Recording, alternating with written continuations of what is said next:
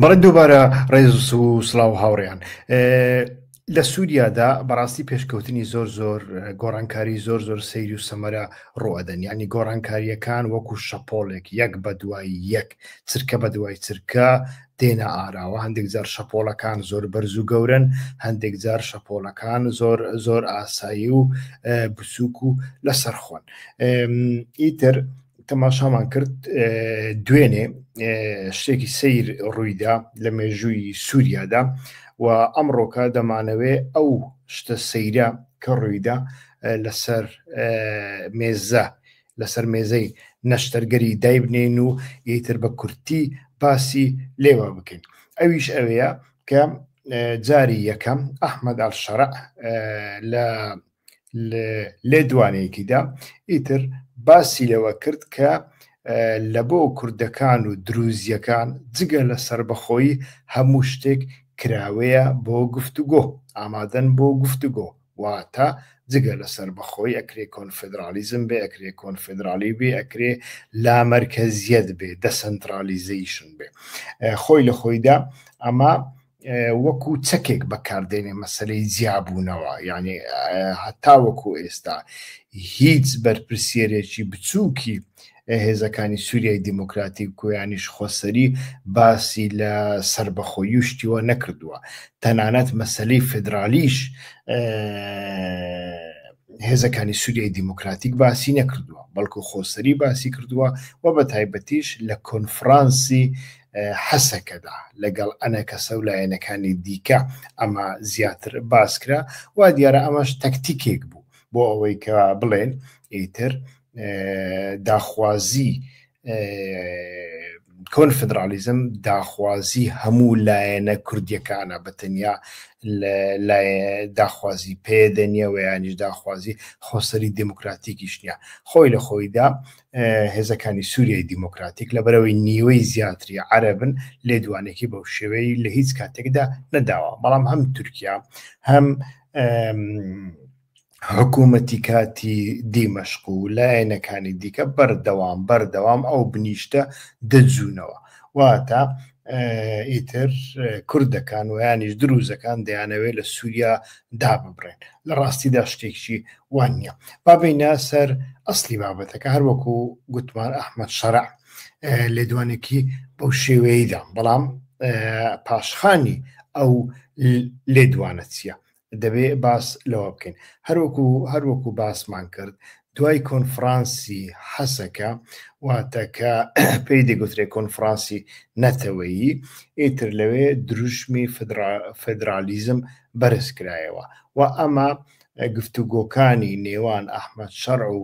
مەزلوم عەبدی و یانیش نێوان حکوومەتی کاتی سووریا و خۆسەری و هێزەکانی سووریای دیموکراتیک تا ڕادەیەک پەک خست و ئیتر لە دواییدا ئەحمەد شەرع ئامادە نەبوو تەنانەت لە پاریسیش گفتوگۆکان بکەن و دیارە ئەمە لەسەر داخوازی دەوڵەتی تورکیا بوو و لە هەمووشی گرنگتر نێردەی تایبەتی ئەمریکا بۆ کاروباری سووریا لە ڕاستیدا نوێنەری دۆناڵد ترامپ و ڕەفیقی دۆناڵد ترامپ بۆ کاروباری سووریا تۆم باراک یانیش تۆماس باراک لێدوانێکی زۆر توندیدا هێزەکانی سووریای دیموکراتیکی ناڕازی کرد بەوەی کە ئیتر فەدراسیۆن و لا مەرکەزی و خود مختاری و ئەمانە بە هیچ شێوەیەک چارەسەری نین، ئەمانە داخوازی ناڕیالیستین، تەنانەت باسی لە سیستەمی فدرالی عێراقیش کرد کە چارەسەری نییە. لە دوای ئەوە تەماشامان کرد دوو شت ڕوویاندا. لەناو ئەمریکادا ئیتر ناڕەزاییەکی زۆر لە بەرامبەر تۆماس باراک هاتە ئارەوە، هەم دروزەکان هەم کوردەکانی ئەمریکا و هەم لۆبی ئیسرائیلیش لە ڕاستیدا ڕۆڵێکی گەورەیان بینی، چونکە لە بۆ ئیسرائیل ئەگەر بێت و سووریا فدرال نەبێ، لامەرکەزیەت نەبێ و دروزەکان لە سوێدا پۆلیسی خۆیان نەبێ، هێزێکی تایبەت بە خۆیان نەبێ، ئەمە تۆزێک ڕیسەکەی ئیسرائیل دەکات بەخوری. بۆیە ئیسرائیل هەر هیچ نەبێت دەیەوێ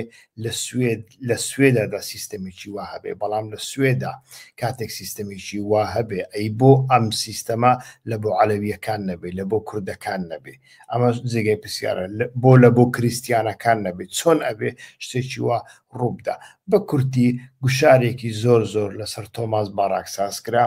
و تۆماس باراک لەبەرەوەی کەسێکە پێشینەی سیاسی نیە لە سۆسیۆلۆژیا و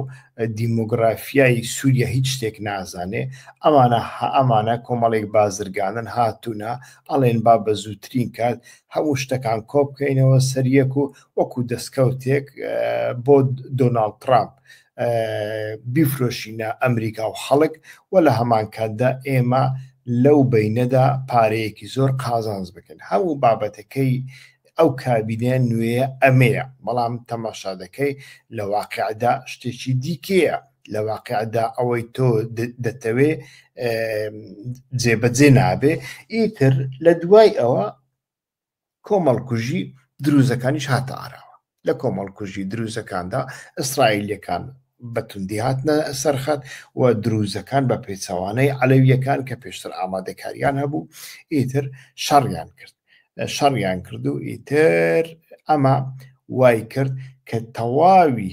هاوپەیمانان و ئەمریکا چاوێک بە سیاسەتەکانی خۆیاندا بخشێنەوە ئەمە لەلایەکی دیکە ئەو لێدوانەکەی نهات ئەو لێدوانە لە کاتێکدا هات کە هەر دوێنێ شاندێک لەگەڵ مەزلوم عەبدی کۆبووە ئەمە لە هاوار نیوس و لەو شوێنە نەشدا هەیە بەڵام شوێنی کۆبوونەوە کە دەستنیشان ناکەن ئایا حەسەکە بووە قامیشلی بووە کوبانێ بووە دیمەشق بووە حەلەب بووە هیچ کەس ئەمە دەستنیشان ناکە ئەوە بۆ من زۆر زۆر جێگەی پرسیار بوو ئایا ئەو شاندە ئەمریکیە کە پێک هاتوون لە سێناتۆری ئەمریکی جین شاهین کە جین شاهین سەرۆکایەتی شاندەکەشی دەکرد و هەروەها ئەندامی باڵای لیژنەی پەیوەندیەکانی دەرەوەی ئەنجومەنی پیران جۆ ویلسۆن ئەندامێکی کۆنگرێسەوە لە پەنای ئەمانەدا تۆماس باراکیش نێردەی تایبەتی ئەمریکا بۆ کاروباری سووریا لەوێ ئامادە بوو لەگەڵ مەزلوم عەبدی ڕەسمیان کرد و دوای ئەوانە سەردانی دیمەشقیان کرد و لەگەڵ ئەحمەد شەرع کۆبوونەوە لێدوانەکەی ئەحمەد شەرع دوای ئەوە هات من بە دوواداچوونم بۆ ئەوە کرد لەلایەن حکوومەتی سووریا تاوەکو ئێستا ئەمە تاکید نەکراوەتەوە بەڵام کەسێکی زۆر زۆر نزیک لە مەزلوم عەبدی پێی ڕاگەیاندم کە مەزلوم عەبدی ئەو شاندەی لە دیمەشق نەبینیوە ئەو شاندا نەهاتۆتە حەسەکەش چونکە شاندێکی دەرەوە بێتە وڵاتێک نابێ خۆی سەرەتا بێتە حەسەکە و دوای حەسەکە بچێتە دیمەشق لە بۆ هەندێک ئەو دیدارە لە ئۆردون کراوە ئەو دیدارەی مەزلوم عەبدی کە هەتاوەکو ئێستا کەس باس ناکە لەکوێ سازدراوە لە ئۆردون سازدراوە و دوای ئەوە وەفدەکە گەڕاوەتەوە دیمەشق لەگەڵ ئەحمەد شەرع کۆبووتەوە و دوای ئەوە ئەحمەد شەرع ئەو لێدوانەیدا کە جگە لە پارچەبوون سربەخۆیی هەموو بابەتەکانی دیکە جێگای گفتوگۆن و ئەوان کراوەن لە بۆ گفتوگۆ لێرەدا ئیتر کڕۆکی مەسەلەکە دەبینین ئەو شاندە بۆ لە دیمەشق لەگەڵ مەزلوم عەبدی کۆنەبووە مادەم شاندەکە هاتوتە دیمەشق لێرەدا بابەتەکە یعنی کڕۆکی بابەتەکە لێرەدا دەبینین وابزانم کۆبوونەوەی دوایی شاندی خۆسەری و هێزەکانی سووریای دیموکراتیک لەگەڵ حکوومەتی دیمەشق لە 1 حوزەیران بوو دەبوایە لەو شاندەدا ئەحمەد شەرع ئامادە بێ بەڵام مەزلوم عەبدی و شاندەکە دەگەنە دیمەشق لەوێ تەماشا دەکەن ئەحمەد شەرعی لێ نییە هەموو وەزیر و گوزیرەکانی لە بەرامبەر وەفدی خۆسەری دانابوون بەخۆی لەوێ نەبوو وابزانم لەو کۆبوونەیە مەزلوم عەبدیش بەخۆی یعنی لەوێ بوو لەگەڵ یان چوو بەڵام لە دانیشتەکاندا دەرنەکەوت دیارە بەشداری نەکردووە و ڕۆژێک دوای ئەوە تەلەڤیزیۆنی سووریا لێدوانێکیدا لە لێدوانەکەدا باسی لەوە کرد لەو کۆبوونەوەیدا باسی لەوە نەکرد کە لەو کۆبوونەوەیدا ئەحمەد شەرع ئامادەنم بەڵکو باسی لەوە کرد لە کاتی کۆبوونەوەکەدا ئەحمەد شەرع خەریکی کارێکی تر بووە. خەریکی چی بووە؟ لەگەڵ گروپێک لەگەڵ تیمێک خەریکی کۆبوونەوە بووە لەسەر لۆگۆی سووریا. ئەمە خۆی لە خۆیدا زەبرێکی کوشندە بوو کە ئەحمەد شەرع لە مەزلوم عەبدیدا بچووکی کردەوە. واتە ئەتۆ لە ئاستی مندانی لەگەڵ من ناتوانی دانیشی، ئەتۆ بە تەنیا بۆت هەیە لەگەڵ وەزیرێکی من دانیشی. لە دوای ئەوە ئیتر مەزلوم عەبدی بە هیچ شێوەیەک ئامادە نییە بچێتە دیمەشق. هۆکاری ئەوەی کە کۆبوونەوەی مەزلوم عەبدی لەگەڵ شاندا ئەمریکیەکە لە ئوردون سازکراوە بەڕای من بە تەنیا ئەوەیە. و لە ناو شاندا ئەمریکیەکاندا بێگومان سێناتۆری ئەمریکی جین شاهین کەسێکی زۆر زۆر بەناودەنگە، کەسێکی خۆی دیموکراتە، بەڵام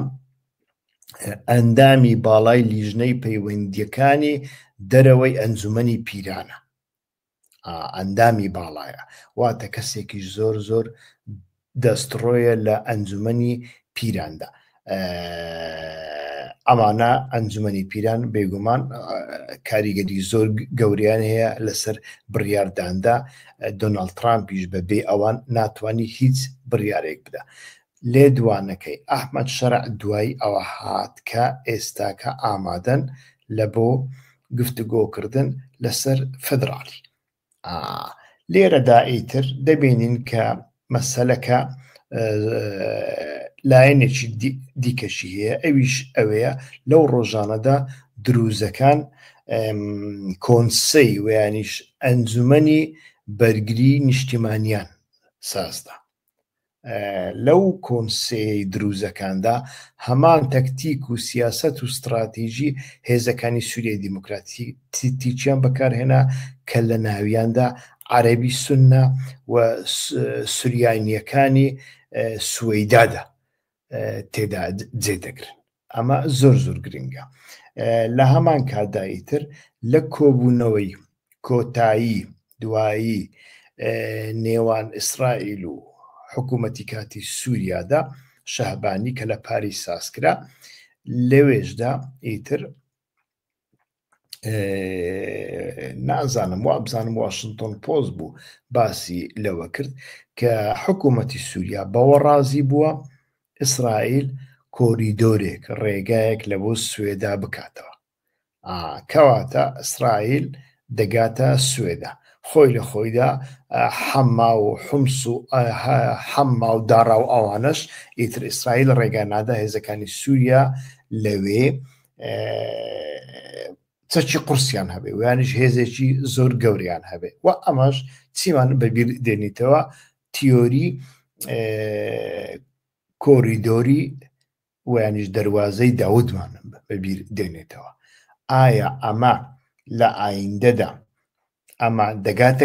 دەگاتە ناوچەی جززیرە؟ مەبەستمان قامیشلی و حەسەکەیە، ئەمەیان جارێ دیار نییە. بەڵام ئەو لێدوانەی ئەحمەد شەرع نیشانمان ئەدا کە هیچ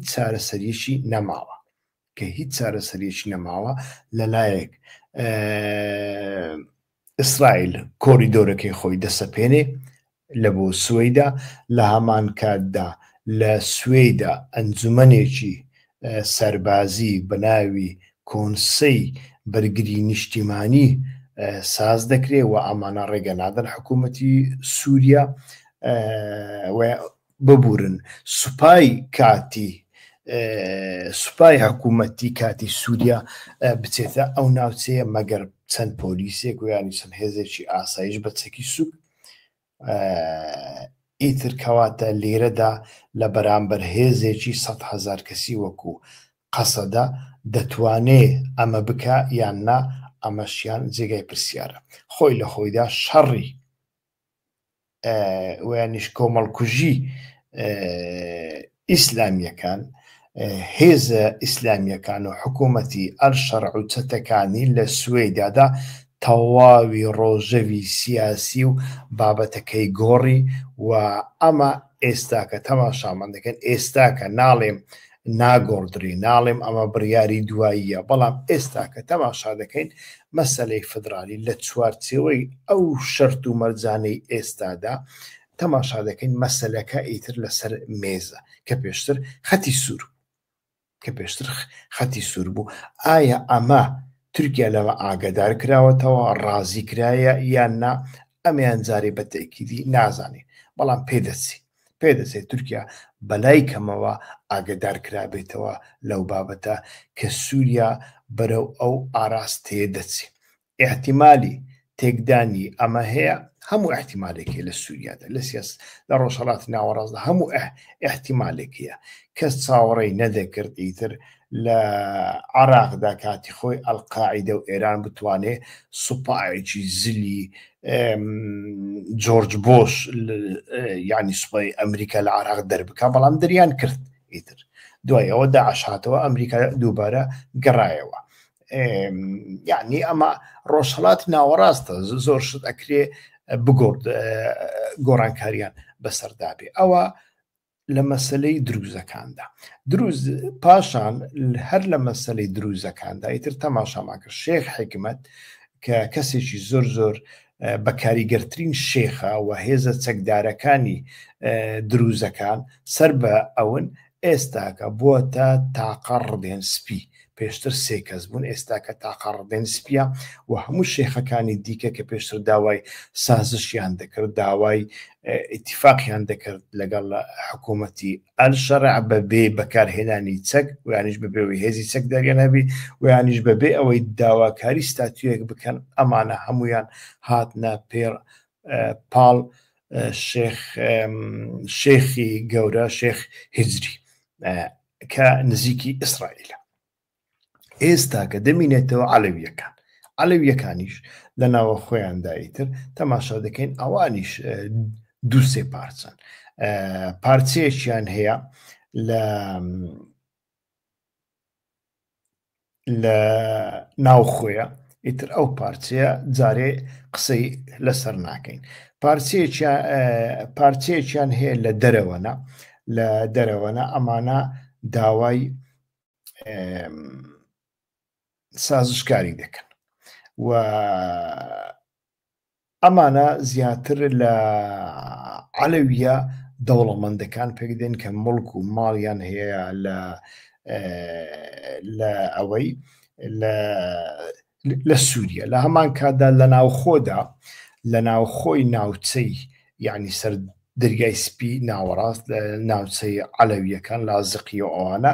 لەوێشدا ئیتر تەماشا دەکەین حکوومەتی ئەلشەرع توانیوێتی گروپێک ساز بکە بە ناوی گروپی ئاشتی گروپی سازش و ئاشتی گروپی ئاشتبوونەوە و ئاشتەوانی ئەم گروپانە حەوتوی جارێک لەگەڵ ئەحمەد شەرع کۆ دەبنەوە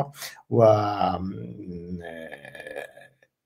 ئیتیفاقێکی وا هەیە ئێوە بڕۆنە ناو خەڵک گفتوگۆ بکەن خەڵکەکە نەرم بکەنەوە بە ئەوەی ڕوویدا لە بیریان بچێ منیش لە پاڵ ئەوە هەندێک لەو گیراوە عەلەویانە بە تایبەتیش ئەوانەی کە پێشتر لە ناو سوپای حکوومەتی پێشوودا دەستگیر کرابوون ئەمانە ئازاد دەکەمەوە ئەمە بکەنە کەرستەیەک بۆ پرۆپاگەندە ئەمەش بەشێکی دیکەیان بەشێکی توندیشیان هەیە لە دەرەوەی وڵات بەشە هەرە توندەکەی عەلەویەکانە و ئەمانە بە تەواوەتی داوای ستاتوت دەکەن و پێیان وایە ژیان بەبێ ستاتۆ ژیان لەگەڵ حکوومەتی ئەلشەرع نابێ یعنی وەکو دروزەکان بیر دەکەنەوە وەکو کوردەکان بیر دەکەنەوە ئەمانە ڕەنگ بێ بەکاریگەرترین گروپن و ڕنگ بێ کۆمەڵێک دەوڵەت و ڕنگ بێ لە ئایندەدا ویانیش لە ئێستادا هەندێک پەیوەندیان لەگەڵ ئیسرائیل هەبێ و ڕنگ بێ لەگەڵ ئێران هەبێ نازانم چونکە ئەمەش دەبێ لە هەمان کاتدا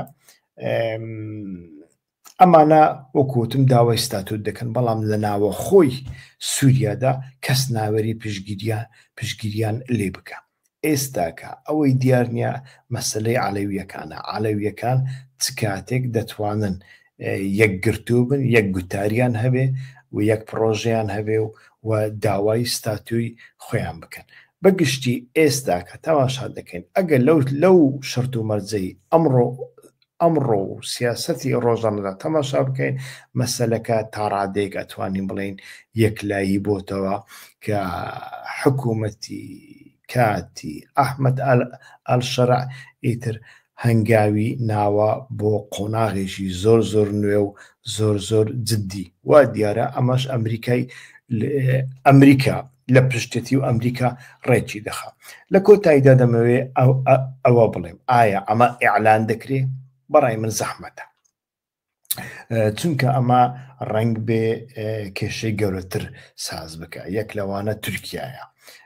نایەن هەوێ لەو کاتەدا کە ئابلۆقەی ئێران هێشتاکە لە ڕۆژەفدایە، شەڕی ئۆکرانیا و رووسیا ڕانەوەستاوە لە قەفقاسیا، لە باشووری قەفقاسیا پرۆژەی جددی زۆر ئەمریکا، پرۆژەی جددی ئەمریکا هەنا وەکو ڕێککەوتن لە نێوان ئەمریکا و ئەرمێنیا و ئەزەربایجان، ڕەنگ بێ گورجستانیش بکەویتە ناوی لە ئایندەدا. و ئەوە ئەمە ئەگەر بێت و هێزێکی وەکو تورکیا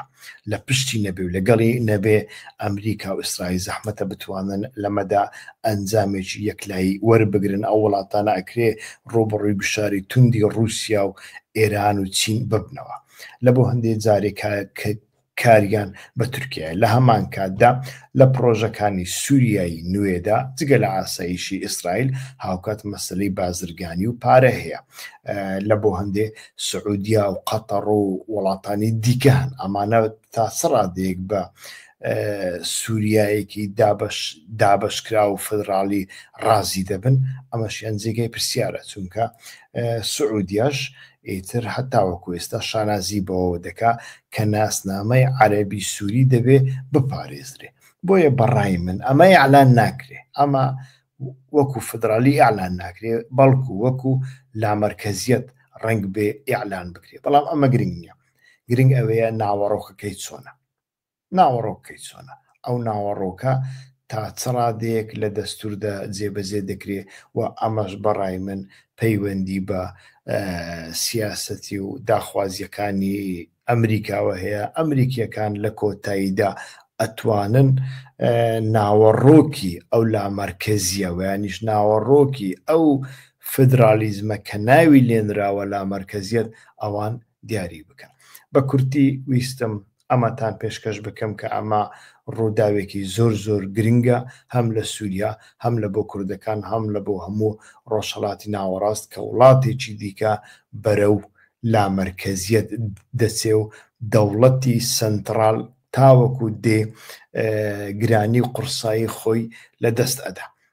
هەتا بەرنامەی ئایندە کاتێکی خۆشتان بۆ ئەخوازم، تکاتان لێ ئەەکەم، دووبارە تکاتان لێ ئەەکەم، یارمەتیمان بدەن ئەو ڕەنج و ماندووبوون و شەو نخۆنیەی ئێمە بە فیڕۆ نەدەن. لە بۆ ئەوەش هەر یەک لە ئاستی خۆتاندا